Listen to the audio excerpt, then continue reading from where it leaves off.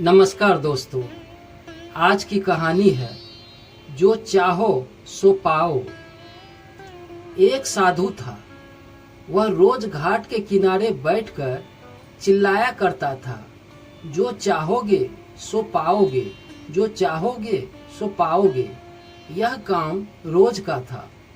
बहुत से लोग वहां से गुजरते थे, पर कोई भी उसकी बात पर ध्यान नहीं देता था और सब उसे एक पागल आदमी समझते थे और वहां से गुजर जाते थे। कोई भी उसका जवाब नहीं देता।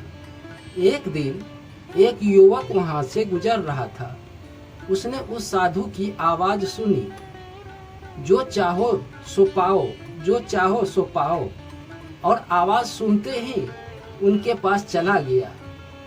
उसने साधु से पूछा, महाराज, आप बोल रहे थे कि जो चाहोगे सो पाओगे, तो क्या आप मुझको वो दे सकते हैं जो मैं चाहूं? साधु उसकी बात को सुनकर बोला, हाँ बेटा, तुम जो कुछ भी चाहता है मैं उसे जरूर दूंगा। बस तुम्हें मेरी बात माननी होगी। लेकिन पहले ये तो बताओ कि तुम्हें आखिर चाहिए क्या? युवक बोला, मेरी एक ही ख्वाहिश है, मैं हीरों का बहुत बड़ा व्यापारी बनना चाहता हूँ। साधु बोला, कोई बात नहीं, मैं तुम्हें एक हीरा और एक मोती देता हूँ। उससे तुम जितने भी हीरे मोती बनाना चाहोगे बना पाओगे।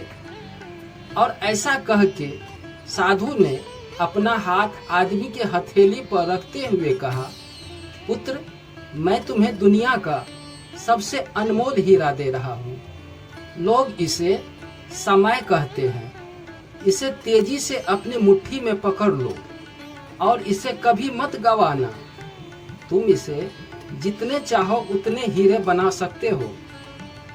युवक अभी कुछ सोच ही रहा था कि साधु उसका दूसरा हथेली पकड़ते हुए बोला, पुत्र, इसे पकड़ो, यह दुनिया का सबसे कीमती मोती है। लोग इसे धैर्य कहते हैं। जब कभी समय देने के बावजूद परिणाम न मिले तो इस कीमती मोती को धारण कर लेना। याद रखना, जिनके पास यह मोती है वह दुनिया में कुछ भी प्राप्त कर सकता है। युवक गंभीरता से साधु की बातों पर विचार करता रहा और निश्चय किया कि आज यह कभी अपना समय बर्बाद नहीं करेगा और हमेशा धैर्य से काम लेगा। और ऐसा सोचकर वह हीरों के एक बहुत बड़े व्यापारी के यहाँ काम शुरू करता है और अपने मेहनत और ईमानदारी के बल पर एक दिन खुद भी हीरों का बहुत बड़ा व्यापारी बन जाता है। फ्रेंड्स, समय और धैर्य वह दो हीरे मोती हैं जिनके बल पर हम बड़े से बड़ा लक्ष्य प्राप्त कर सकते हैं। अंततः जरूरी यह है कि हम अपने कीमती समय को बर्बाद न करें और अपनी मंजिल तक पहुंचने के लिए धैर्य से काम लें।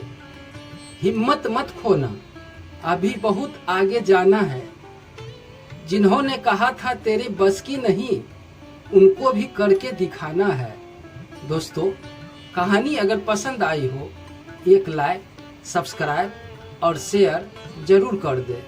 धन्यवाद।